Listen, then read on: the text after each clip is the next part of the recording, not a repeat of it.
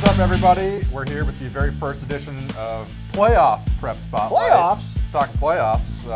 I'm Eric Schmoltz, sports editor of the Gazette, here with my co-host Bear, a.k.a. Johnny Brackets. Yes, that's me, He's Mr. Bracket. Bracketology. Studying the brackets all day long to try Yes. to break them down for you here.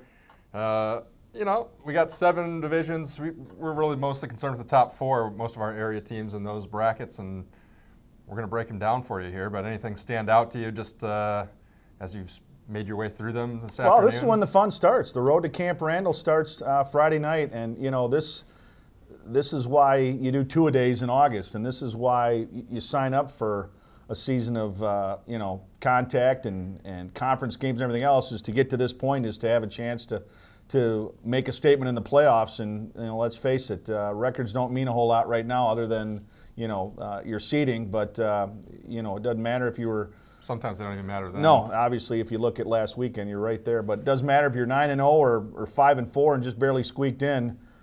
This is a new season, and the fun starts Friday night. That's right. We're going to start in Division 1.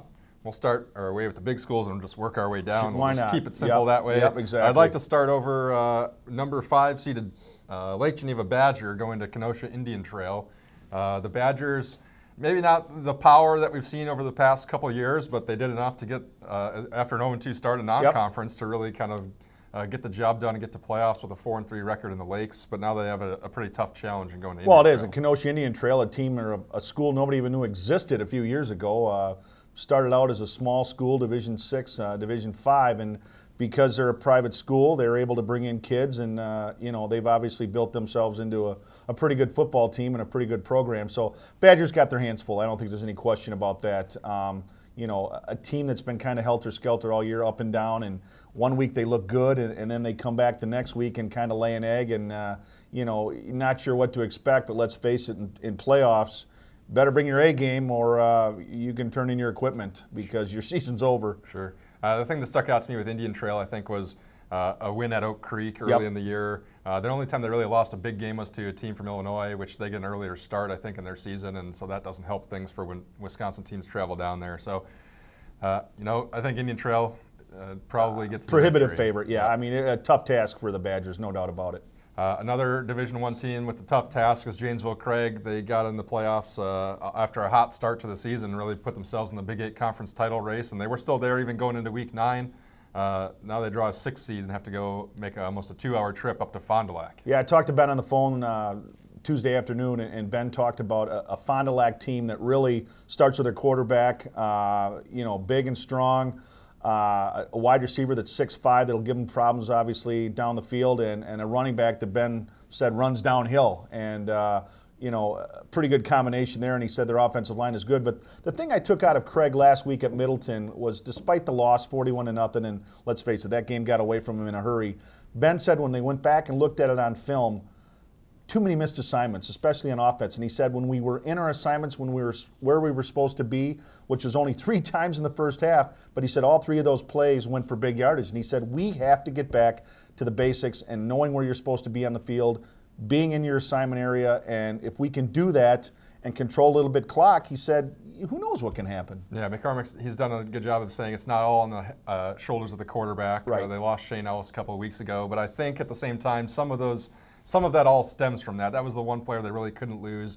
They did lose him, and I think that really shakes things up. It does. It rattles the team's confidence. You know, last week when you watched him, and I did watch him, you almost got the sense that, you know, Nick Kramer was kind of like the proverbial deer in the headlights. You know, just was so taken in by such a big stage. And not fair to Nick, because Nick's a good athlete, but, you know, Middleton controlled things early. That game got away from him, and Craig cannot go up to Fond du Lac, let's face it, and fall behind earlier. It's going to be a long night. Yep.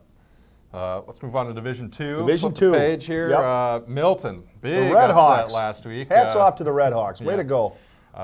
Late field goal to force overtime, and then they win it there at Monona Grove to earn a share with Monona Grove winning the Badger, something that I don't think we really gave him a chance to do that. You know, and Bill O'Leary talked to him today, and he said their motto all year has been, why not us? You know, and they obviously have lived by that, and with a huge win over a Monona Grove team that was certainly a heavy favorite last weekend, you know, what a great way to go into the playoffs. You know, you start with the conference championship and you build from there, and now a chance for Melton to host a home game against a Watertown team that lost their first 4 games of the season, have won their last 5. Bill said they're going to give up points defensively, but he said offensively they've got playmakers. Quarterback's left-handed. Bill compared him a little bit to Tim Tebow. He said he's good size. He runs that read option very well, and he said we've got to prepare for him to get outside, and we can't let that happen. And defensively, you know, let's face it, Milton's been rock solid all year long. Yeah, I think if there's a defensive team or a defensive coordinator that's going to figure out a way to stop something like Russell, that, Larry. I think it's Milton and Russ. And Yep. I like Milton to win that game. I at do home. too. I like the Redhawks to win and move on. And you know, again, I mean, Monona Grove's in their bracket. Waunakee in the bracket, but they've proven they can beat Monona Grove. And Waunakee, I don't think, is as strong as they've been in the past. So right, they would face Waunakee level 2 right away. That would be yep, a rematch exactly. from a week 2 loss. Which I think obviously it was. 2 different teams than they were in week 2, and certainly Milton's come a long ways. So I mean, it's not crazy to think of them winning this game and maybe not even at all. another. No, not at all. Not after last Friday's performance. And also a team we've seen. Sometimes they really show up and they're really ferocious on the sideline. I saw them a week where they just didn't come with it like that. So if they bring that every week. Yeah, the defense is always going to be there. It's what you get offensively from Tyler Westrick in that offense. And last week they only needed 10 points. But, you know, they may need more this week if Watertown's capable of scoring points. Yep. Division III, we got a few teams here. First, kind of highlighted by a regular season rematch. Bigfoot going to Jefferson, where the Chiefs won 28-27 in overtime on the last play where Garrett Blaskey from Jefferson fell down trying to go for a 2-point conversion to win it in the rain and slop and whatnot. And really makes no sense. 2 conference champions that shared titles, Jefferson and Bigfoot, same record, but now all of a sudden Jefferson remains a higher seed even though Bigfoot went up there and beat him on the road. So this game should be played in Walworth. Obviously it's not, but you know, Jefferson at home with Blaskey, you know, certainly should be a close game. I think it could go either way. I think in my column I picked Jefferson just because they're playing at home. That's probably the only reason I went with them. And I think Bigfoot, here's why I think they're coming off a loss where their big long streak ended. They lost at Broadhead Friday night.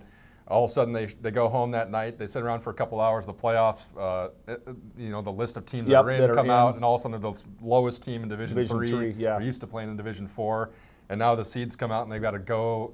Everything has been tossed against them and put them against the wall. And I think that's a time when a team like that can rise above. And you could be exactly right. And again, we've said this all year. Nobody coaching-wise has done a better job this season than Greg Enns. So hats off to him. And if they can go up there and get a win, maybe they get that playoff ride rolling once again. You just never know. It would be Mountain Hor Barneveld next. That's going to be a tough test for whoever gets through that game. We got Evansville Albany, a 7 seed, a co-champion in the North, but they're the 7 seed. Congratulations, Blue Devils, and now you get to go on the road Grove. and play the defending Division III state champion. That's coming off the loss to Milton in so their own house. Yeah, good luck with that, Evansville. But no, I mean, let's face it, Evansville's playing as well as anybody right now. They've finished the season strong. Went up and beat a very good McFarland team, shut them out on the road. So the Blue Devils under Ron Grosstein certainly capable of making some noise in the playoffs. He's been there before. He knows how to get those kids ready, and that offense is just good enough to you know, to produce enough points where the defense can keep them in games. So they also have a freshman quarterback, which I don't think really bodes well for a road match level 1 in his first playoff game at Monona Grove. But Zach Milkey gets he'll get some valuable experience, win or lose, that he'll be able to take forward. And with again, we've mentioned this. That's Coach Grostein's grandson, and Ron doesn't ask too much of him. You know, just don't do anything to hurt us, and whether that's handing off or making little short passes. You know, he doesn't ask too much of him, and he doesn't do enough to put his team in a position where he can, you know, bad things are going to happen. And I think by doing that all year, I don't think they'll change much at Monona Grove. They would be happy with a low-scoring game because defensively they played well enough that they think they can come out on top. And the last matchup around here in Division III, kind of an interesting one. Badger North versus Southern Lakes. Southern Lakes, teams that don't see each other very often. And the number 6 Reedsburg coming down to face the Southern Lakes co-champion Elkhorn Elks, who went on the road to beat Burlington last week. And I think there's a case of, you know, 2 conferences. Obviously the Badgers up and down a lot stronger than the Lakes. But again, in a 1-game matchup, you know, Reedsburg, it's not a short trip down to Elkhorn. You know, you got to get on a bus and you come down here and play. And let's face it, Elkhorn, especially to me, has proved me wrong all season long. And, you know, now they've cranked up the offense in the last few weeks. I think they've averaged almost 30 points a game in their 3-game winning streak. So the Elks for a defense that's been there all year. And all of a sudden, you're throwing in a pretty productive offense. That's a pretty good combination going into the postseason. That's kind of why I like him here.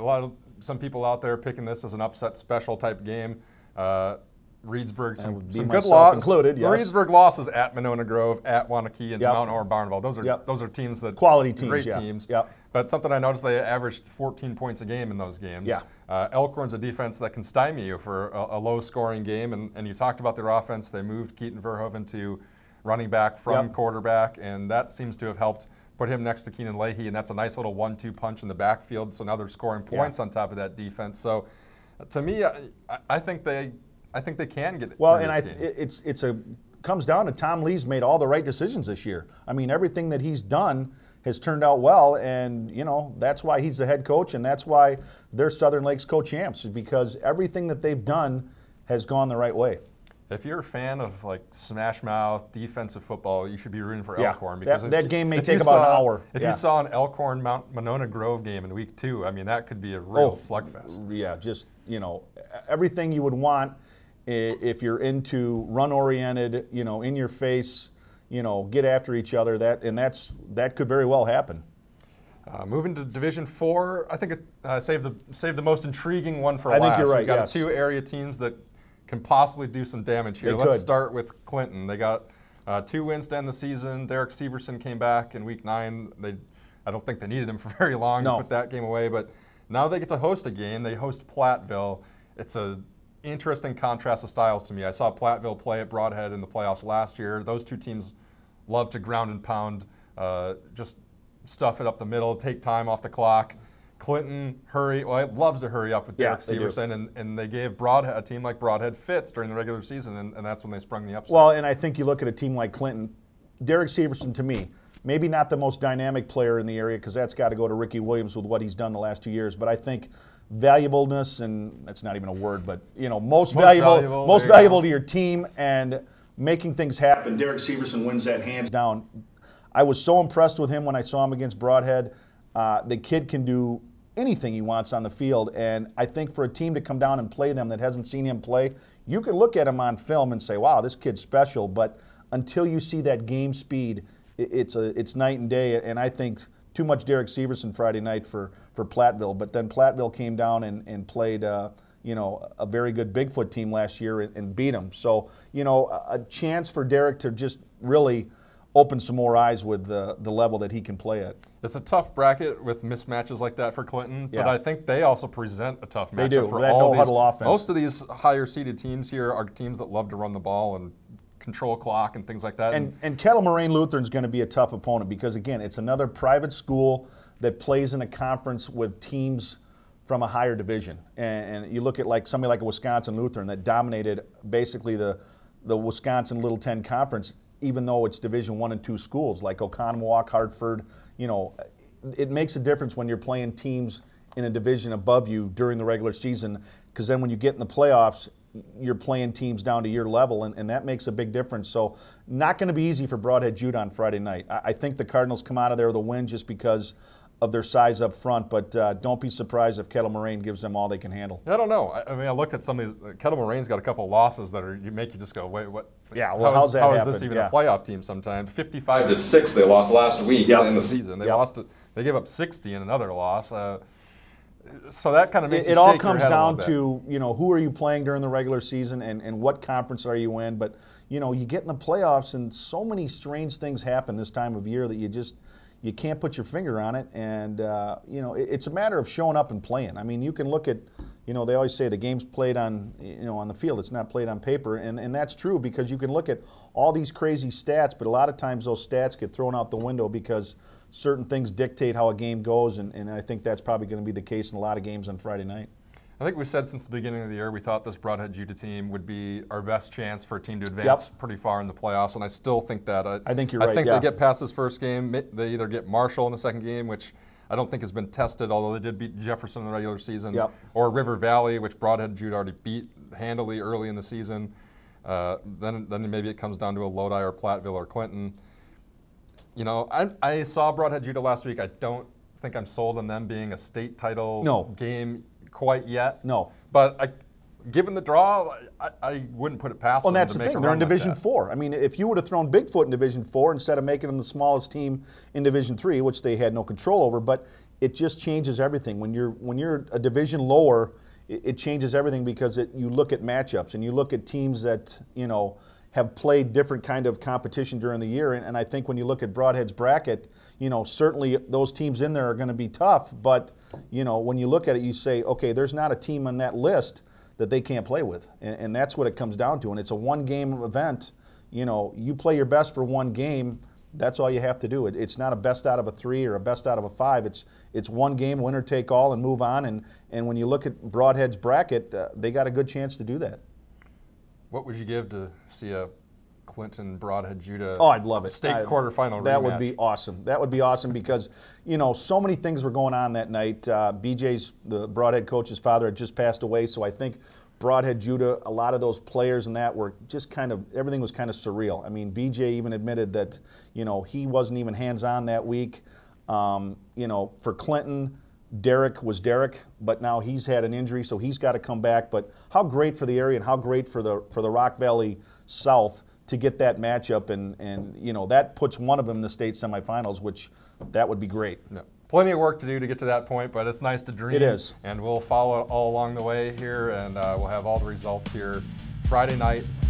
Check out GazetteExtra.com. We'll have them posted as we go, scores, stories, everything. recaps. Yep. And we'll be back here next week to break down Level 2. Take care, everybody.